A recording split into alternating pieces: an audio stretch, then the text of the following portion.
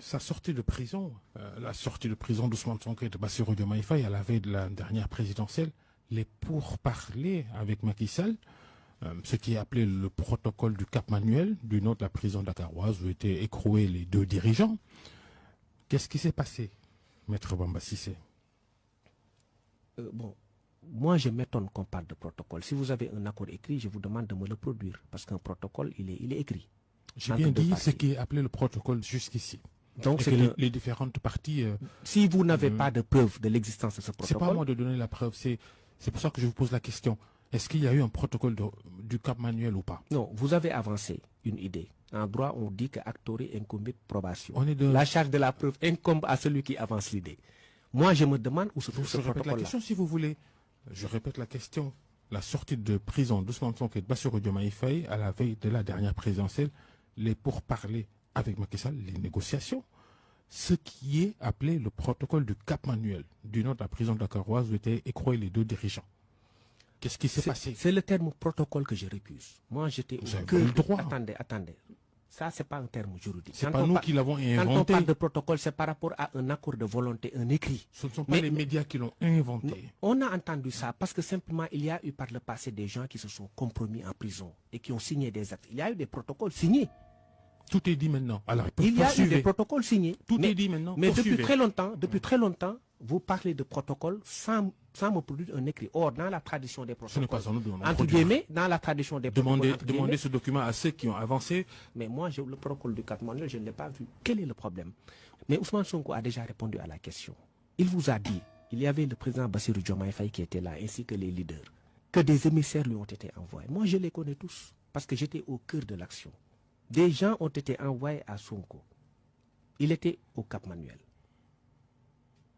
Sonko, à partir de ce moment, ne voulait plus de confrontation parce qu'il tenait son plan B. Moi, personnellement, je ne restais pas 48 heures sans le voir. Il se disait aussi qu'il était pour le report de la présidentielle qui pourrait lui permettre de... Si vous me laissez continuer mon raisonnement, je vous démontrerai pourquoi Sonko n'était pas pour le report. Il était pour un plan B. Il a tenté d'y aller, mais lorsqu'il a senti effectivement que ce n'est pas possible, il a émis, en tout cas il a maintenu sa posture de départ qui pour lui était déjà programmée depuis plusieurs mois auparavant, c'est-à-dire placer un homme de confiance comme le président Bassirou Diomaye Faye qui était son plan B. Son idée de ce point de vue n'a jamais varié, il fallait un plan B. Bien que sur le plan de la communication politique, c'est normal que les gens disent oui, pourquoi on n'a pas de plan B, etc. Mais je vous ai dit que l'homme est d'une certaine intelligence politique qui lui permet d'anticiper sur les événements. Vous parlez de protocole de Rebeuss Babacar, du Cap Manuel Babacar. Quel est l'intérêt pour Sonko, à partir du moment où il était sûr de gagner avec son plan B, d'aller vers un protocole? Parce que le Conseil constitutionnel avait déjà fixé les candidats. Moi, quand j'entends les gens parler de protocole, je suis ébahi, je suis éberlué. Parce que moi, je vous l'ai dit, un témoin privilégié de l'histoire. Je ne restais pas 2 jours sans y aller. Et tout m'était raconté. L'avocat, c'est le confident naturel de son client. Je n'ai jamais vu de protocole. Sonko a répondu à la question. Des gens sont venus. Peut-être que c'est votre niveau d'implication qui ne vous permettait pas. Sonko n'est pas de nature à cacher des choses à son avocat. Sonko n'est pas de nature à... Il est très transparent. Je pense que peut-être que vous ne connaissez pas l'homme, mais pour ceux qui le connaissent, ceux qui lui sont proches le savent. Il est très transparent. Il est d'autant plus transparent qu'il a même dit, publiquement, comme je disais tout à l'heure, que des émissaires lui ont été envoyés pour proposer le report des élections. C'était juste ça. Et il a refusé ce report. Comment peut-on parler de protocole au vu de ce qui se passe aujourd'hui? Mais ça n'a pas de sens. Ce sont des acteurs bien bizarres, ces acteurs-là qui concluent un protocole et qui se chamaillent après. Est-ce que vous avez vu le président Macky Sall s'entendre aujourd'hui avec Sonko, être en intelligence avec lui? Peut-être que l'une ou toutes les parties ont rompu les termes du protocole. Dans quel intérêt? Dans quel intérêt? Je vous explique. Ils lui ont parlé de la loi d'amnistie.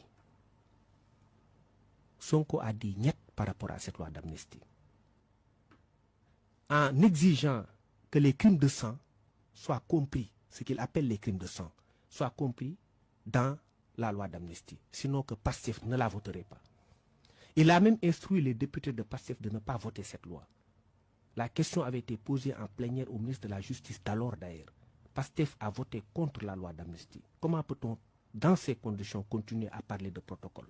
Le décret de dissolution de la Sénat, lorsque nous avions saisi la Sénat pour lui dire d'opérer son pouvoir de substitution à la DGE et délivrer la fiche de parrainage à Sonko, la Sénat a pris un acte pour se substituer à la DGE et enjoindre celle-ci de délivrer la fiche de parrainage à Sonko. Le président Macky Sall a dissous la Sénat quelques jours après. Des leaders politiques ainsi que... Vous tenez au droit, le mandat de l'ancienne équipe de la Sénat était fini aussi, non? Pour moi, c'est important. Non, non. Ce que je vous dis, ce sont des faits historiques. Je vous ai expliqué que je suis un témoin privilégié de cette histoire-là. Le président Macky Sall, non content de l'injonction faite par la Sénat à la DGE, a entrepris de dissoudre la Sénat. Nous avions attaqué le décret de dissolution. Ousmane Sonko était en tête de ceux-là qui étaient chargés d'attaquer le décret de dissolution. Et moi-même, j'étais signataire de cette requête-là. Avec d'autres leaders qui étaient là. Signataire en tant qu'avocat, bien sûr. Mais après coup, lorsqu'on a senti la menace d'un report, parce que si la Cour suprême avait annulé le décret et restitué à la Sénat ses pouvoirs, il y avait un fort risque de report des élections. Il m'a moi-même chargé d'appeler tous les leaders, d'appeler Aïda Mbouch, Madame Aïda Mbouch, Aminata Touré, de les appeler tous pour leur demander de renoncer à ce recours-là.